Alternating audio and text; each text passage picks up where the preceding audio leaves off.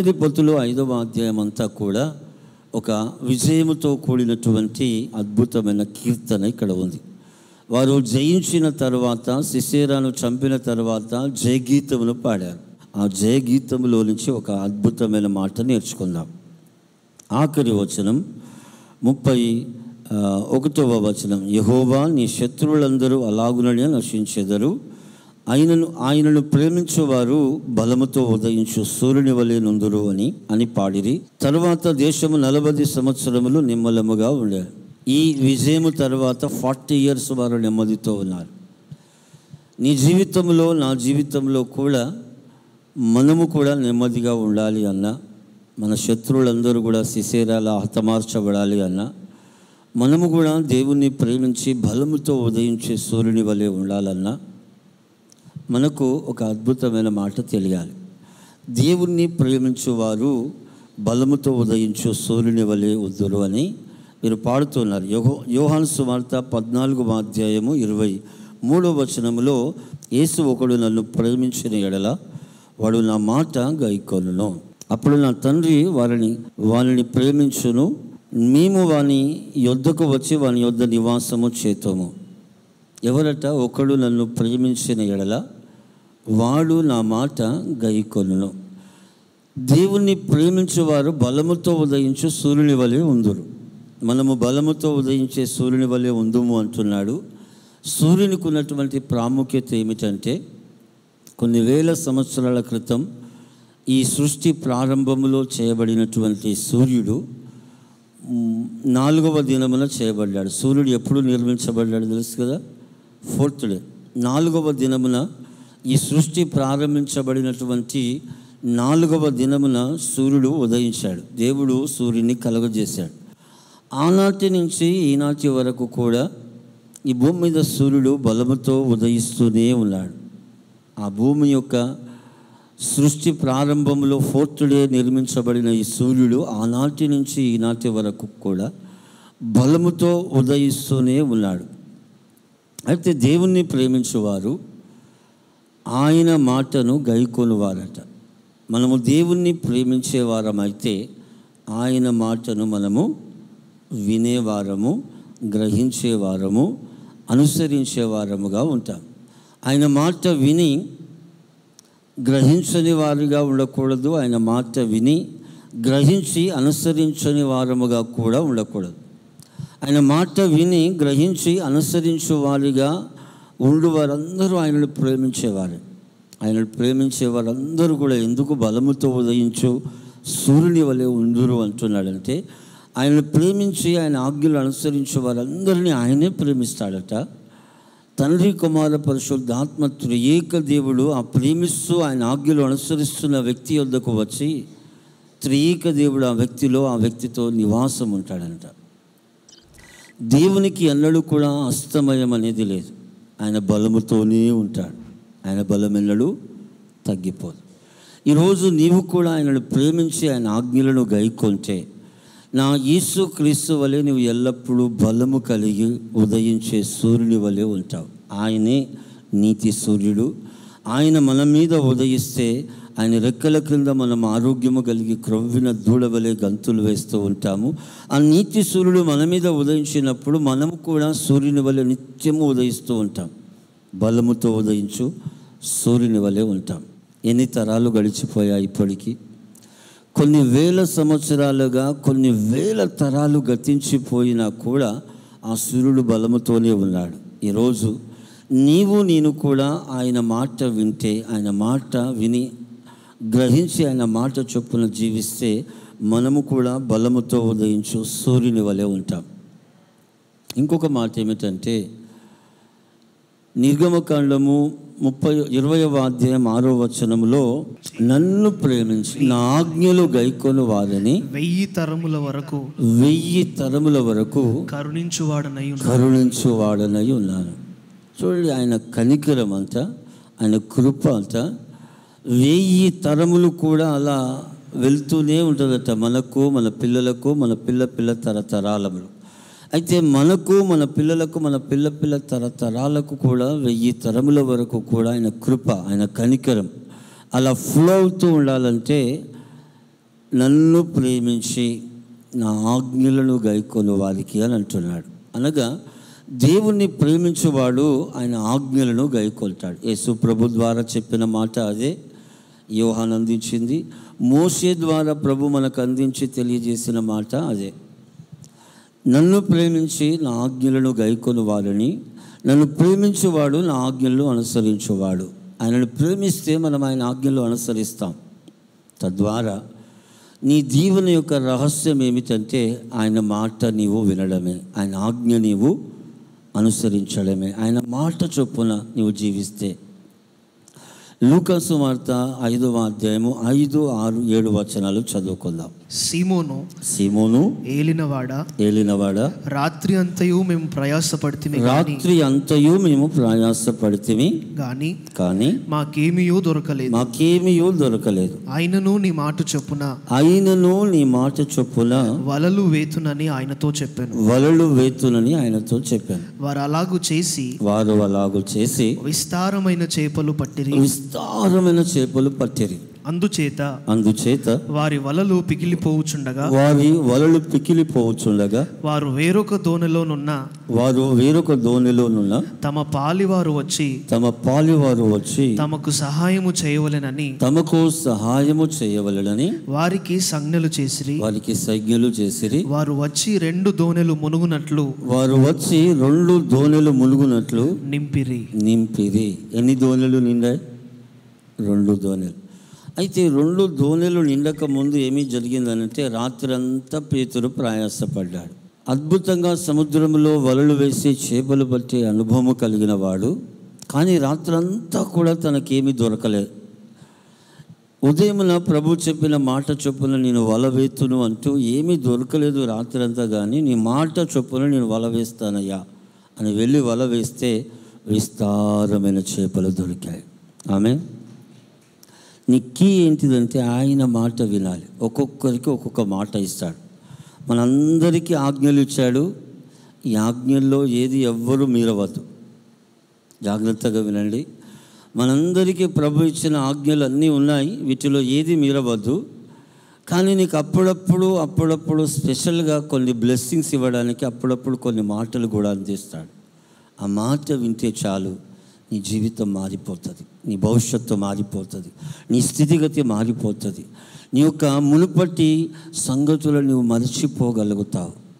మునుపున్న వాటిని నీవు మర్చిపోయి, వెనుకున్న వాటిని నీవు మర్చిపోయి, ముందున్నటువంటి ప్రభుని కొరకు సిద్ధపరిచిన దీవెనలను స్వతంత్రించుకుంటూ వాటిని నీవు, నీ పిల్లలు, నీ పిల్ల తరములు అనుభవించేలా జీవిస్తావు.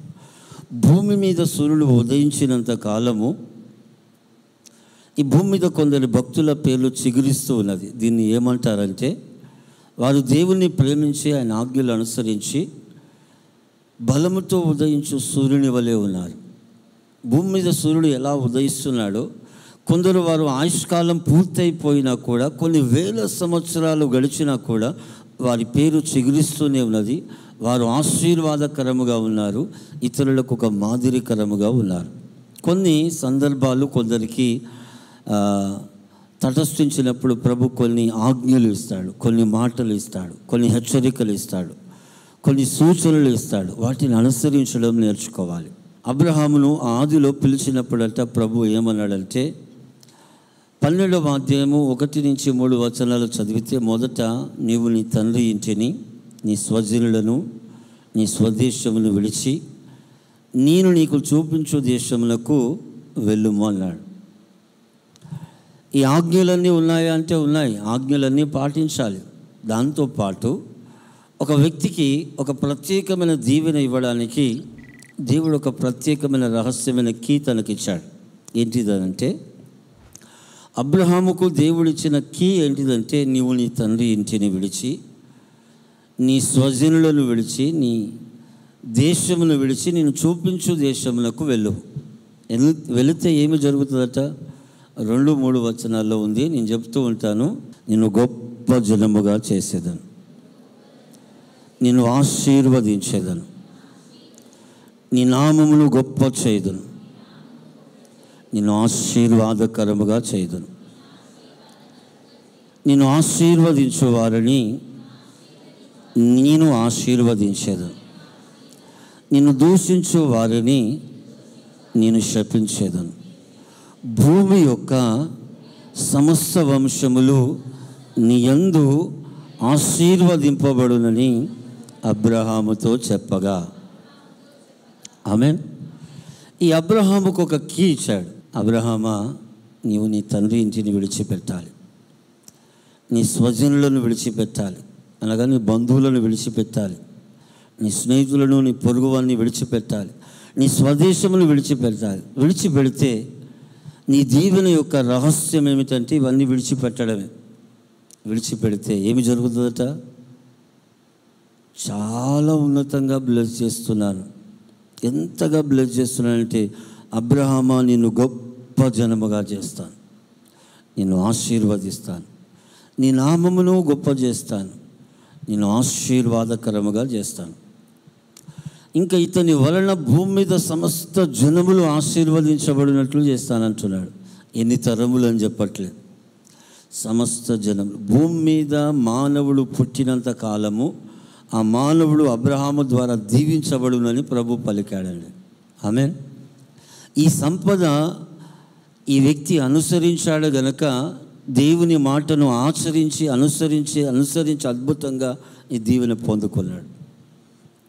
ఈరోజు అబ్రహాము వలన దేవుడు అతని సంతానములో నుంచి యేసుక్రీస్తు ప్రభు జన్మించి భూ ప్రజలందరికీ రక్షణ, విడుదల, స్వస్థత, దీవెన ఇస్తున్నాడు. ఈరోజు ఏ జనము, ఏ వంశము, ఏ భాష అని చూడట్లేదు, ఏ ప్రాంతము, ఏ పట్టణం, ఏ రాష్ట్రం, ఏ దేశం అని చూడట్లేదు. సమస్త జనములకు, సమస్త వంశములకు, సమస్త భాష మాట్లాడే వారికి అందరినీ కూడా ఆయన రక్షించి ఆయన అద్భుతమైన స్వస్థత, విడుదల, దీవెన ఇస్తున్నాడు. ఇది అబ్రహాము ఆనాడు దేవుడిచ్చిన ఆజ్ఞను, ఆయన మాటను అనుసరించడాన్ని బట్టి ఇంత గొప్ప దీవెన పొందుకున్నాడు.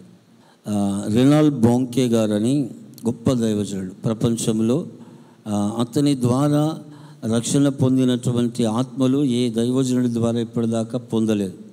అంత గొప్ప దైవజనుడుగా గిన్నిస్ బుక్ రికార్డులు ఎక్కినటువంటి అద్భుతమైనటువంటి దైవజనుడు. ఆ దైవజనుడు తన బైబిల్ కాలేజీ పూర్తి చేసుకొని వస్తున్నప్పుడట లండన్లో ఆగింది ట్రైను. ఈవినింగ్ ఉంది, మార్నింగ్ ట్రైన్ ఆగింది, ఇంకా ఈవినింగ్ మరలా ట్రైన్ ఉంది. అప్పటి వరకు ఏం చేయాలో అర్థం కాక ఆ సిటీ అంతా రౌండ్ చేయడానికి ఒక బస్ టికెట్ కొనుక్కున్నాడు. ఒక టికెట్ కొనుక్కుంటే ఆ సిటీలో ఆ రోజు డే అంతా కూడా నువ్వు ఎక్కడికైనా తిరగచ్చు, ఏ బస్సు అయినా ఎక్కచ్చు. అలాంటి ఒక టికెట్ కొని ఈ దైవజనుడు ఆ బస్సులో కూర్చొని వెళ్తున్నాడు. వెళ్తూ ఉంటే సడన్గా ఆ గొప్ప దైవజనుడి యొక్క ఇంటి ముందట బస్సు ఆగింది. ఆ బస్సు ఆగి అక్కడనే ఉంది, కదలట్లేదు. అందరూ దిగి వెళ్ళిపోయారు. ఈ రెనాల్డ్ బోంకే గారు కూడా దిగి ప్రభువా, నాకు ఈ లండనే కొత్త అంటే ఎటు కాకుండా తీసుకొచ్చి రోడ్డు మీద బస్సు ఆపాడు ఇతను. అందరూ దిగి వెళ్ళిపోయారు, నేను మళ్ళీ ఏ బస్సు ఎక్కి వెళ్ళాలి అని ఆలోచిస్తూ మనసులో అనుకుంటూ ఉంటే సడన్గా అక్కడ ఒక దైవజనుడి ఇంటి ముందున్నటువంటి ఆ దైవజనుడి ఇంటి ముందున్న బోర్డు, ఆ దైవజనుడి పేరుతో కూడిన బోర్డు కనబడేది. ఆ బోర్డు చూస్తూ ఉన్నాడంట. ప్రభువా, ఈ దైవజనుడి ఇల్లు ఇక్కడ, నాకు చాలా సంతోషంగా ఉంది, ఆ దైవజనుడిని కలవాలని చాలా రోజులుగా నేను కూడా యోచిస్తున్నాను, ప్రార్థిస్తున్నాను ప్రభువా అంటే దేవుడు, పరిశుద్ధాత్మ దేవుడు మాట్లాడుతున్నాడంట. ఆ బస్సు డ్రైవర్ను నేనే, ఆ బస్సు డ్రైవర్లో ఉండి నేను ఇక్కడికి నడిపించింది నేనే. లండన్లో ఈరోజు మార్నింగ్ టు ఈవినింగ్ నీకు ట్రైన్ లేకుండా ఇక్కడికి మార్నింగ్ వచ్చి ఈవినింగ్ దాకా ఆగునట్లు చేసింది నేనే. ఆ ట్రైన్ డ్రైవర్ను నేనే, ఈ బస్ డ్రైవర్ను నేనే. ప్రైజ్ ది లార్డ్ అని చెప్పి నువ్వు వెళ్ళు అన్నాడంట. ఆ దైవజనుడు కూడా వచ్చి అప్పుడే ఈ బస్సు ఆగక ముందే అతను వచ్చి కారులో ఆ గేట్ లోపలికి వెళ్ళి కారు డోర్ తీసుకొని ఆ ఇంటిలోనికి వెళ్తున్నాడు. ఈ దైవజనుడు విని చక్కగా వెళ్తూ ఉన్నాడు. ఇతను కూడా అతని ఇంటిలోనికి వెళ్తుంటే ఆ పై ఫ్లోర్కు అలా వెళ్తూ ఉన్నాడంట మెట్ల మీద దైవజనుడు. ఇతను చూసి వెనుకకు తిరిగి వచ్చి ఆ దైవజనుడు ఇతని గురించి తెలుసుకొని చక్కగా ఇతని మీద మోకరిస్తే చేతులుంచి ప్రార్థన చేసి వెళ్ళాడంట. Praise the lord. ఎందుకు ఈ మాట చెప్పానంటే, ఆ బైబిల్ కాలేజీ పూర్తి చేసుకొని వస్తున్న ఈ యొక్క రెనాల్డ్ బోంకే గారితో ప్రభు ఏమనుకున్నాడంటే, నేను ఈ దైవజనుని హస్తము నీ మీద పెట్టి ప్రార్థించేలా చేస్తాను, తద్వారా నా హస్తము నీ మీదకి వచ్చి ప్రపంచ ప్రఖ్యాతిగాంచిన గొప్ప దైవజనుడిగా నీవు మారుదువుగా. కానీ పరలోకంలో ప్రభు డిక్లేర్ చేశాడు. ఆ దైవజనుడు వచ్చి చేతుల నుంచి ప్రార్థించి అతని దారి అతను వెళ్ళిపోయాడు, ఇతని దారి ఇతను వెళ్ళిపోయాడు. ఆ తర్వాత మళ్ళీ ఈ దైవజనుడు ఆ దైవజనుడిని కలిసింది లేదు. ఆ తర్వాత ఆ దైవజనుడు చనిపోయాడు, పరలోకం వెళ్ళిపోయాడు. కానీ ఈ దైవజనుడు మాత్రం అద్భుతమైన పరిచర్య చేశాడు. దాదాపు 70 కోట్లకు పైగా ప్రజలను రక్షణలోనికి నడిపించిన ప్రపంచ ప్రఖ్యాతిగాంచిన గొప్ప దైవజనుడు. ఏంటిది ఈ దైవజనుడికి అంతగా దీవించబడడానికి గల కారణం ఏమిటంటే, అతను ఏమంటాడంటే 6 నెలలు కూడా, సంవత్సరంలో 6 నెలలు కూడా అద్భుతమైన పరిచర్య చేస్తాడు. 6 నెలలు కూడా సైలెంట్గా ప్రభు సన్నిధికి వెళ్ళి ప్రార్థన చేస్తూ ఉంటాడు. తన పాతకాలం యొక్క ప్రసంగాలను వింటూ ఉంటాడు. ఏంటిది ఆయన అంత గొప్పగా దీవించబడడానికి గల రహస్యం అంటే, ప్రభు ఆయనకు చెప్పింది ఏమిటంటే, ఒక 3 నెలలు బలముగా ప్రార్థన చేయి, ఆత్మల రక్షణ కొరకు. గ్రాండ్ మీటింగ్ జరగాలి, ఒక మంచి అద్భుతమైన మీటింగ్ జరగాలని ప్రార్థన చేయి. లక్షల ప్రజలు రావాలని ప్రార్థన చేయి ఆ మీటింగ్కు. Praise the lord. అలా చెబితే ఈ దైవజనుడు మోకాళ్ళ మీదకి వెళ్ళి 3 నెలలు ప్రార్థన చేసేవాడంట. 3 నెలలు వెళ్ళి పరిచర్య చేసేవాడంట, సువార్త కూటములు ఏర్పాటు చేసి.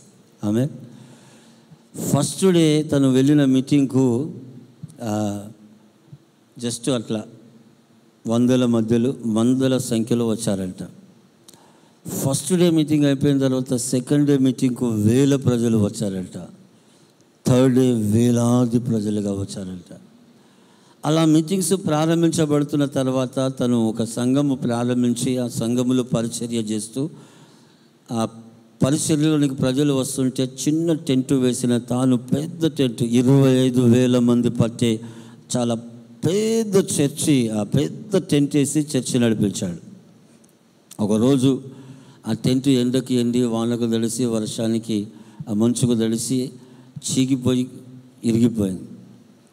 ఆ తర్వాత గ్రౌండ్ మీటింగ్ ఏర్పాటు చేస్తే 1000 ప్రజలు వచ్చే అదే స్థలంలో లక్షల ప్రజలు రీచ్ అయ్యారంట. Praise the Lord. అయితే ఆయన ఏమన్నాడంటే, నా ప్రార్థన యొక్క రహస్యమే ఇంత పెద్ద పరిచర్య నాకు ఇచ్చింది.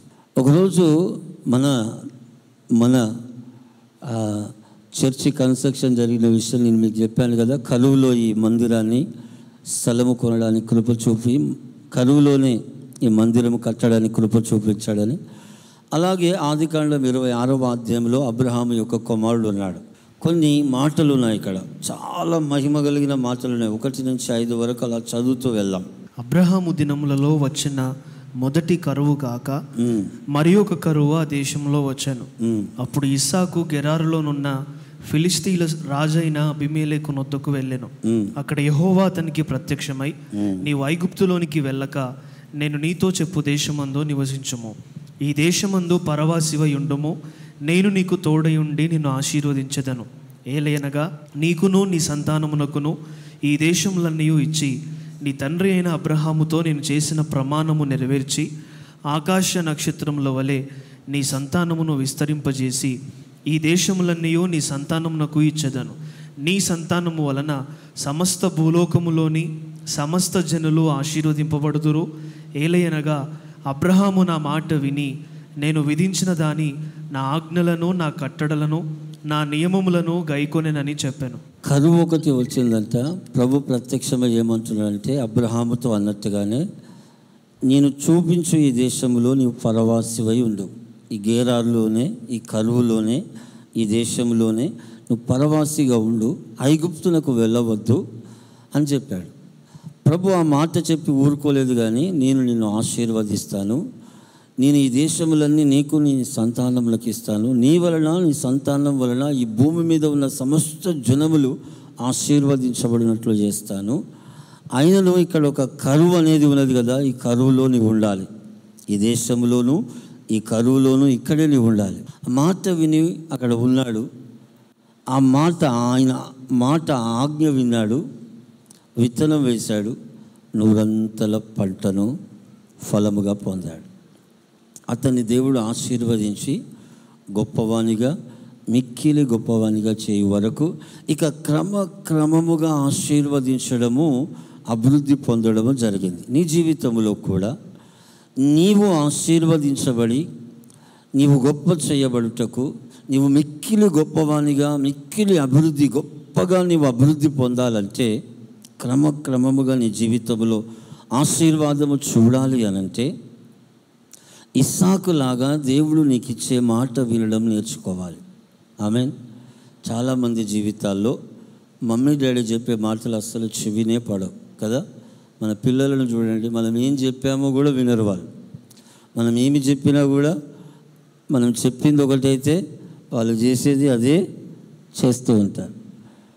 అదే నేను ఎంత చెప్పినా వినిపించలేదని మనమే అంటాం ఆఖరికి. అదే ఇది చేయకూడదు అన్నాము కదరా అన్నా కూడా వాళ్ళు అదే చేస్తూ ఉంటారు. ఇది తినకూడదు అన్నాము కదరా అంటే అదే తింటూ ఉంటారు. అవునా కదా.